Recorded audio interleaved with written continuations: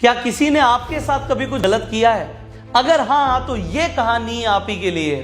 एक समय की बात है कि इंसान गौतम बुद्ध पे बहुत ही ज्यादा क्रोधित हो जाता है। उसे इतना गुस्सा आ रहा होता है कि पता नहीं वो आज क्या कर देगा, क्योंकि उसके तीनों ही बच्चे गौतम बुद्ध की शरण में चले जाते हैं। अब गौतम बुद्ध की जब शरण में चले जाते हैं तो वो सारा टाइम धर्म समाधि में दे रहे होते हैं, और उस इंसान को इस बात की सबसे ज्यादा चिंता होती है कि मेरे बाद मेरा व्यापार संभालेगा कौन? मैंने जो इतनी मेहनत करके ये व्यापार खड़ा किया है, इसे कौन संभालेगा? तो वो जब इतना गुस्सा हो जाता है, वो सीधा चला जाता है गौतम बुद्ध के दरबार में। अब जब वो दरबार में पहुंचता है तो उसकी नजर जाती है गौतम बुद्ध की तरफ। अब गौतम बुद्ध को देखते ही उसका आधा गुस्सा तो शांत हो जाता है, पर फिर भी वो सोचकर तो आया है कि वो आज कुछ ना कुछ तो करेगा, वो कुछ ना कुछ तो बोलेगा। बट गौतम बुद्ध तो मेडिटेशन कर रहे होते हैं, उनकी आंखें तो बंद होती हैं। तो वो गौतम बुद्ध के सामने चला जाता है और सामने खड़ा होके उसे गुस्सा आ रहा होता है तो उनके मुंह पे थूक देता है।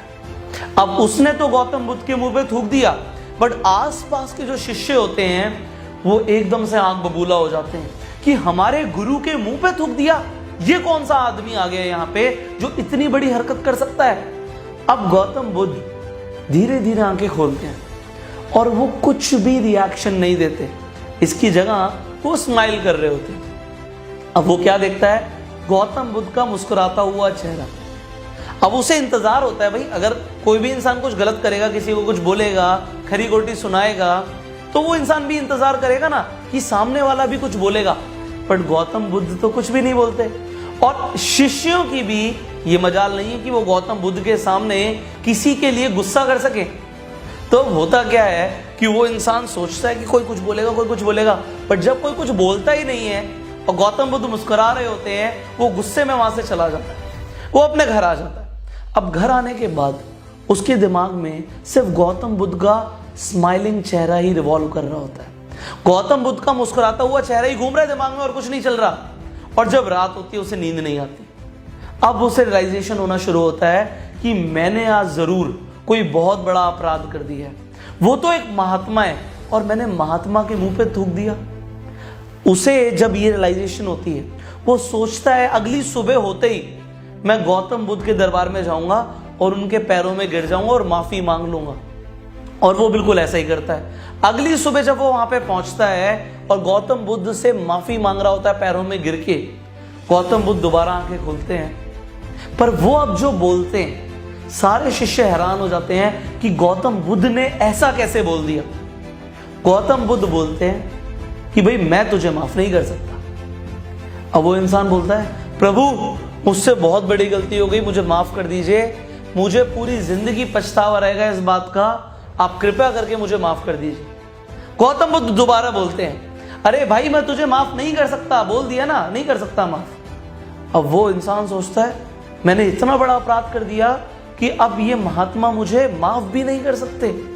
और शिष्य भी हैरान हो जाते हैं, क्योंकि गौतम बुद्ध ने अपनी पूरी जिंदगी में कभी गुस्सा नहीं किया, उन्होंने कभी किसी को कुछ गलत नहीं बोला और हमेशा सबको माफ कर दिया, चाहे उन्होंने कितनी भी बड़ी गलती करी हो। बट इस इंसान के लिए गौतम बुद्ध बोल रहे हैं कि मैं तुझे माफ नहीं कर सकता। तो एक शिष्य पूछ ही लेता है, प्रभु आपने सबको माफ किया जिंदगी में, इसे भी आप माफ कर दीजिए, इसे पछतावा है इसकी गलती का।